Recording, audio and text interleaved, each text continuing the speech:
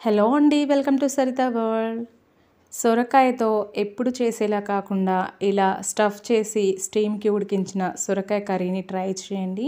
కొత్తగా చాలా బావుంటుంది. అండ్ రైస్, చపాతీ, రోటీ దేంట్లోకైనా కాంబినేషన్ అదిరిపోతుంది.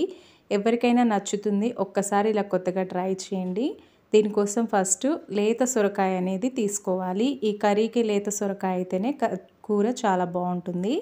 ఇలా తీసుకున్న సొరకాయని ఒక 5 అంగుళాల గ్యాప్‌తో ఇలాగ కట్ చేసుకోవాలి. కట్ చేసిన తర్వాత మీరు ఫస్టే పొట్టు తీసినా పర్లేదు, తర్వాత తీసినా పర్లేదు. పొట్టు పైన పొట్టు తీసేసిన తర్వాత లోపలున్న గుజ్జుని చూపించే విధంగా ఇలా తీసేయాలి.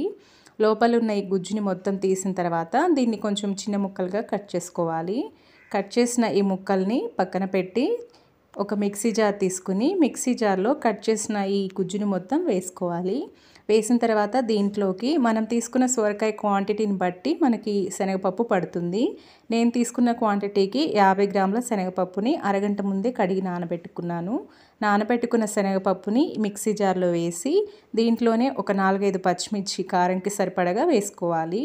అలాగే ఒక టేబుల్ స్పూన్ జీలకర్ర, 1 ఇంచు అల్లం ముక్కను కూడా చిన్న ముక్కలుగా కట్ చేసుకుని వేసుకుని వీలైనంత మెత్తగా దీన్ని ఇలా పేస్ట్ చేసుకోవాలి. వాటర్ యాడ్ చేయొద్దు. ఎందుకంటే మనకి ఈ సొరకాయ దాంట్లోనే మనకి వాటర్ ఉంటుంది కాబట్టి ఈ పేస్ట్ని ఒక ప్లేట్లో వేసుకుని టేస్ట్కి సరిపడినంత ఉప్పు వేసి ఒక 4 టేబుల్ స్పూన్ల పల్లీలు వేయించి పొట్టు తీసి ఇలా కచ్చపచ్చగా దంచుకుని వేసుకోవాలి. దీంట్లోనే కొంచెం కొత్తిమీర కూడా వేసి అంతా కలిసేటట్టు ఇలా కలుపుకోవాలి. మనకి స్టఫ్ రెడీ అయింది. ఇలా కలుపుకున్న స్టఫ్ని సొరకాయని ఇలా పొట్టు తీసి నీట్గా కడిగిన తర్వాత దీంట్లోకి స్టఫ్ చేసుకోవాలి. చూపించే విధంగా 2 సైడ్లు కూడా వచ్చేలాగున ఇలా స్టఫ్ చేసుకోవాలి.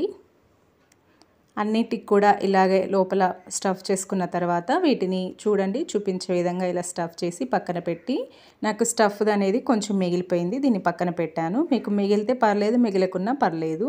ఇలా ఉన్న వీటిని ఒక ఆవిరి కుడుము గిన్నెలో నేను ఆవిరికి ఉడికించుకుంటున్నాను. మీకు ఆవిరికి ఉడికించుకోవడం ఎలా అయితే వీలుగా ఉంటుందో అలా ఉడికించుకోవచ్చు. ఇడ్లీ పాత్రలో కానీ లేదంటే జల్లి గిన్నెలో పెట్టి కానీ 10 నుంచి 15 నిమిషాలు ఉడికించుకోవాలి.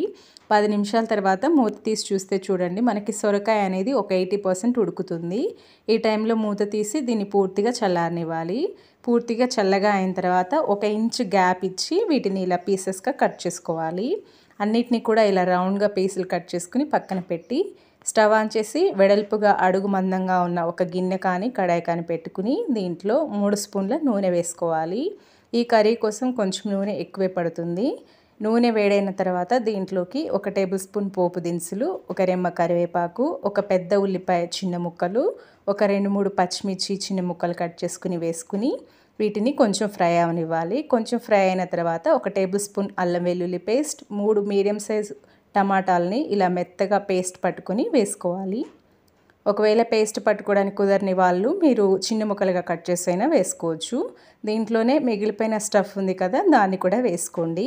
వేసి ఇదంతా మగ్గేలాగున మగ్గించుకోవాలి. అంటే మనకి ఇదంతా మగ్గి ఆయిల్ ఇలా పైకి తేలేటప్పుడు దీన్ని మొత్తం కలిసేటట్టు కలుపుకోవాలి. దీంట్లోనే 1/2 టేబుల్ స్పూన్ పసుపు వేయండి. పసుపు వేసే వీడియో క్లిప్ అనేది మిస్ అయింది, సారీ.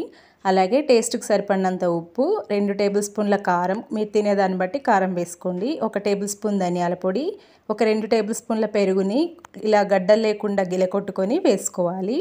వేసి ఇదంతా కలిసేటట్టు ఇలా ఒకసారి బాగా కలిపి ఇవన్నీ కూడా ఒక 2 నిమిషాలు మగ్గనివ్వాలి.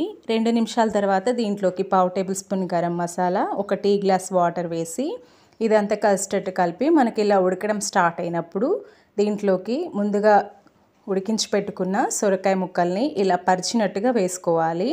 ఇలా వేసిన తర్వాత కడాయి అంచుల్ని పట్టుకుని కొంచెం కదిలించి మూత పెట్టి 5 నిమిషాలు మీడియం ఫ్లేమ్లో ఉడకనివ్వాలి. 5 నిమిషాల తర్వాత గరిటెతో చూపించే విధంగా ఇలా కలుపుకోవాలి. నార్మల్ కర్రీ లాగా కలిపితే మనకి స్టఫ్ అనేది బయటకు వస్తుంది.